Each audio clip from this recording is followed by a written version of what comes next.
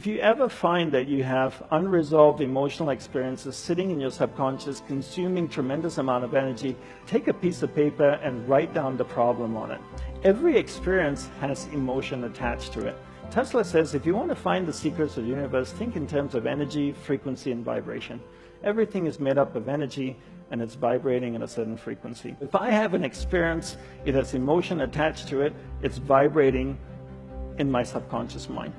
My goal is, I can't do anything about the experience because it's already happened, but what I can do to help myself is to remove the emotion that's attached to experience.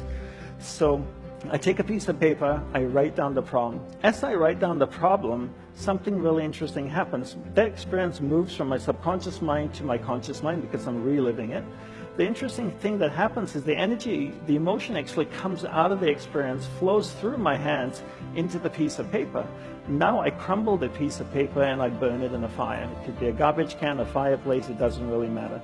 Does the fire destroy the emotion? No, because you can't destroy energy.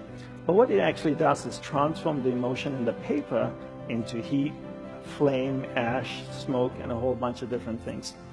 How many times should you write? Well, depending on the emotion.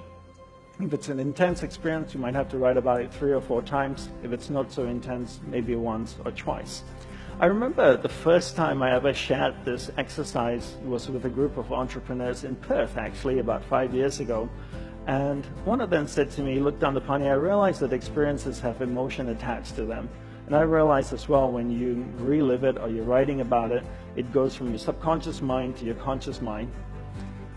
But this whole concept that emotion comes out of the experience, flows through your hands into the piece of paper, I find it really hard to believe. I find it that's a little bit too spiritual. I said, fair enough. So I asked him, do you have kids? He says, yeah, I have a couple of kids, a 4-year-old and a 6-year-old. I said, on Father's Day, on your birthday, do they ever make you cards?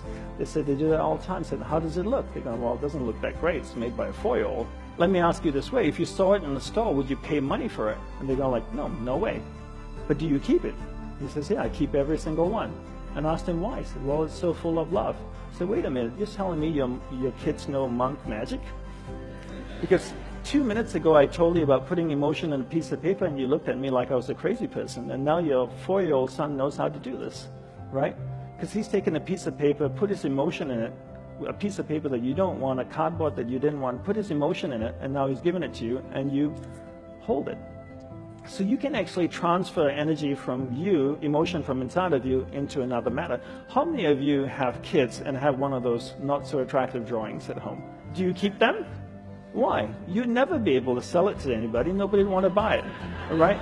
You keep it because it's so full of love. It's full of emotion, right? So you can move emotion out of you. So it makes energy cannot be created or destroyed, but it can be transferred or transformed from one thing to another. Take a piece of paper, write it down, and then burn it in an ordinary fire.